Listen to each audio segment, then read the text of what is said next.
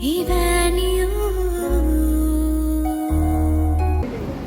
ബഹുമാനപ്പെട്ട സാമൂഹ്യച്ച സ്നേഹം നിറഞ്ഞ മാതാപിതാക്കളെ, സഹോദരങ്ങളെ, കുഞ്ഞുങ്ങളെ, കർത്താവിന്റെ ദൈവമേ എന്ന് ഹൃദയം കൊണ്ട് വിശ്വസിക്കുകയും അതിനെ കൊണ്ട് വിശ്വാസത്തെ ഏറ്റുപറഞ്ഞ വിശുദ്ധ മർത്തോമാ ശ്ലീഹായാൽ സ്ഥാപിതമായ മലങ്കര സഭയിൽ നിന്നും ദൈവസേവനത്തേക്കാൾ ദൈവസമ്പാദനമാണ് അത്യുത്തം എന്ന് പറഞ്ഞു പഠിപ്പിച്ചും തന്ന ധന്യന്മാർ യുവാനോസ് പിതാവിനാൽ നയിക്കപ്പെട്ട മലങ്കര സുറിയാനി കത്തോലിക്ക സഭയിലെ ഒരംഗമായിരിക്കുന്നതിൽ ദൈവത്തിന് നന്ദി അർപ്പിച്ചുകൊണ്ടും അതിൽ അഭിമാനം കൊള്ളുകയും ചെയ്യുന്നു.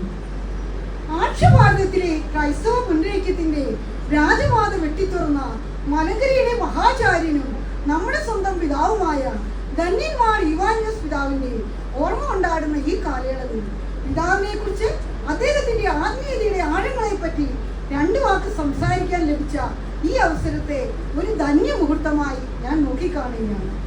പിതാവിനോടുള്ള മാധ്യസ്ഥം എന്നെ കേൾക്കുന്ന നിങ്ങളേവർക്കും സംലഭ്യമാകട്ടെ എന്ന് പ്രാർത്ഥിക്കുന്നു. കല്ലോലമില്ലാതൊരു ആഴി പോലെ, കാറ്റിൽ പെടാ ദീപവും എന്ന പോലെ നിഷ്പന്ദമായി പ്രാണൻ അടക്കി വെച്ചു. ഈ വരികൾ തന്നെയാണ് മാർ യുവാനോസ് പിതാവിന്റെ ജീവിതത്തിൽ നിഴലിച്ചു നിന്നതും അദ്ദേഹത്തിന്റെ ആത്മീയതയെ ദർശിക്കാൻ സാധിക്കുന്നു.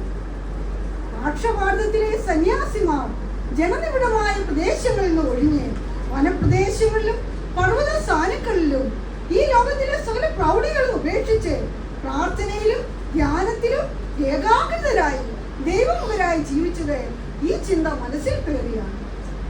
പരബ്രഹ്മത്തിൽ അലിഞ്ഞു ചേരുക, മോക്ഷപ്രാപ്തി നേടുക, ഇതിനെ തന്നെയാണല്ലോ മാർ യുവാനോസ് പിതാവ് ദൈവസമ്പാദനം എന്ന് വിളിക്കുന്നത്. മലങ്കര സഭയിലെ ഭിന്നതകളും കലഹങ്ങളും സമാധാനമില്ലായ്മയും കണ്ടപ്പോൾ തന്റെ ജീവിത ശൈലിയിലൂടെ സമാധാനത്തിന്റെ പാതയിലേക്ക് മറ്റുള്ളവരെ കൂടി കൂട്ടിക്കൊണ്ടുവരുവാനായിരുന്നു അന്ന് വരെ തനിക്ക് ലഭിക്കാവുന്ന സകല പ്രതാപങ്ങൾ ഉപേക്ഷിച്ച് മുണ്ടൻമലയിൽ അദ്ദേഹം ഒരു സന്യാസാശ്രമം തീർത്തു.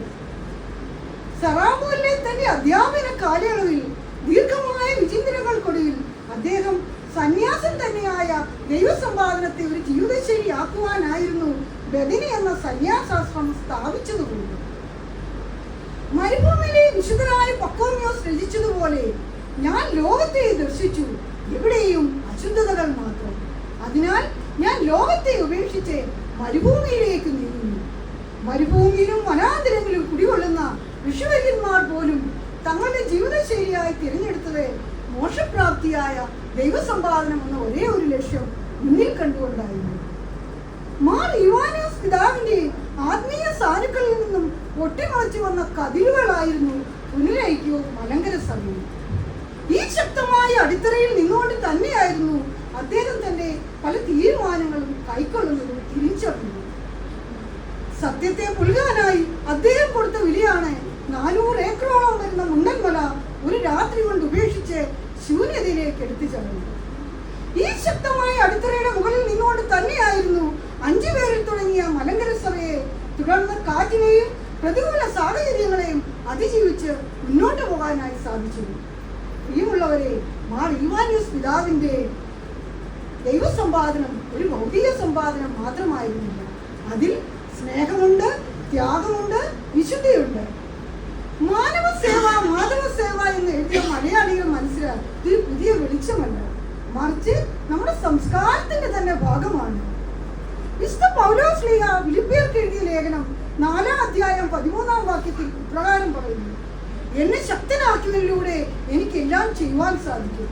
ധന്യന്മാർ യുവാനോസ് പിതാവിനെ ശക്തനാക്കിയ ദൈവം അദ്ദേഹത്തിലൂടെ വളർന്നു വന്ന മലങ്കര സുറിയാനി കത്തോലിക്ക സഭയെ ഉന്നതങ്ങളിലേക്ക് നയിക്കട്ടെ എന്ന് പ്രാർത്ഥിച്ചുകൊണ്ട് ഞാൻ എൻ്റെ വാക്കുകളെ ഉപസംഹരിക്കുന്നു.